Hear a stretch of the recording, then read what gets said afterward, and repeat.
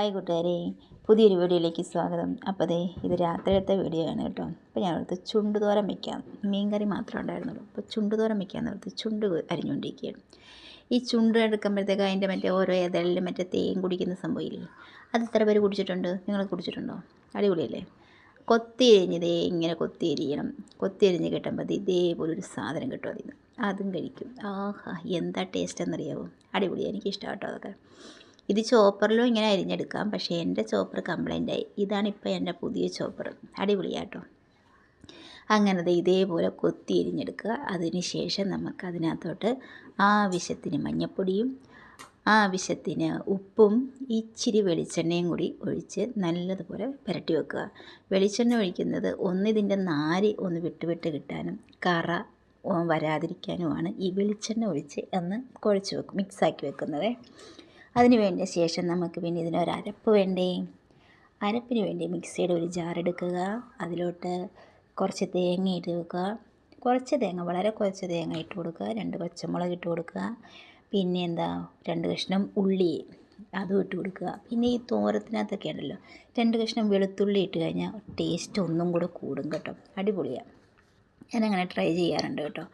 പിന്നെ ഒരു പാൻ വയ്ക്കുക, അതിനകത്തോട്ട് എണ്ണ ഒഴിക്കുക. എണ്ണ ചൂടായി കഴിയുമ്പോൾ കടുകിടുക. കടുക് പടപട പൊട്ടിയതിന് ശേഷം നമ്മൾ അരിഞ്ഞു വെച്ചിരിക്കുന്ന ചുണ്ടും ഇട്ട് കൊടുക്കുക. ചുണ്ടുമായിട്ട് അതൊന്ന് ആവി കയറി കഴിയും. ജസ്റ്റ് ഒന്ന് ആവി കയറി, ഇതിൻ്റെ ചുണ്ടിനധികം വേവില്ലല്ലോ. ജസ്റ്റ് ഒന്ന് മൂടി വയ്ക്കുക. ആ സമയം കൊണ്ട് നമുക്ക് മറ്റേ അരപ്പൊന്ന് മിക്സിയുടെ ജാറിലിട്ട് ഒന്ന് കറക്കി കൊണ്ടുവരിക. ഞാൻ മഞ്ഞൾപ്പൊടിയും കൂടെ തേങ്ങയ്ക്കകത്ത് ചേർത്തിട്ടുണ്ടായിരുന്നു കേട്ടോ. അതും കൂടി ഇട്ട് 2 കറക്കിക്കിട്ട് വന്നിട്ട് നമുക്ക് ചുണ്ട് അരിഞ്ഞ് വെച്ചതിനകത്തോട്ട് ഇട്ട് കൊടുക്കാം.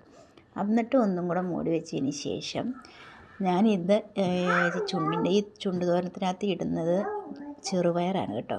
അതും ചെറുപയറും ഇടാം, പരിപ്പും ഇടാം. അടിപൊളി ടേസ്റ്റാണ് കേട്ടോ. ചുണ്ട് തോരൻ തന്നെ വെക്കുന്നതിലും അങ്ങനെയുണ്ട്, പക്ഷെ ഒന്നും കൂടി ടേസ്റ്റ് ഈ എന്തെങ്കിലും കൂടെ ഈ പയറോ പരിപ്പോ ഒക്കെ കൂടി ഇട്ട് വെക്കുമ്പോൾ ഒന്നും കൂടെ ടേസ്റ്റ് മുന്നിട്ട് നിൽക്കും കേട്ടോ. അങ്ങനെ അതിട്ടാണ് ഞാൻ വെക്കുന്നത്. ഇതിനകത്ത് ഞാൻ ഉപ്പും മഞ്ഞൾപ്പൊടിയും കൂടി ഇട്ട് വേവിച്ചതാണ് കേട്ടോ.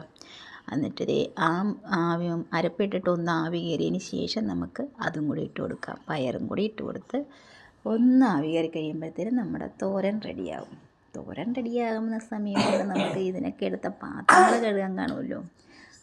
എടുത്ത പാത്രങ്ങൾ അങ്ങ് കഴുകി വെച്ചാൽ നമുക്ക് അത്രയും കുറച്ച് പാത്രം കഴിയാൻ മതിയല്ലോ. എന്ന് ഈ പാത്രം കഴുക്ക് അതൊക്കെ തന്നെയല്ലേ അല്ലേ. അതും അപ്പം നാളെ ഞാൻ അപ്പമാണ് ഉണ്ടാക്കണം. അപ്പോൾ അപ്പത്തിന് അരച്ചും കൂടെ വെക്കാമല്ലോ എന്ന് ഓർത്തു. ഞാൻ മിക്സിയുടെ ജാറെടുത്തു, പച്ചരി ഇട്ടു, പിന്നെ ചോറ്, തേങ്ങ, വെളുത്തുള്ളി,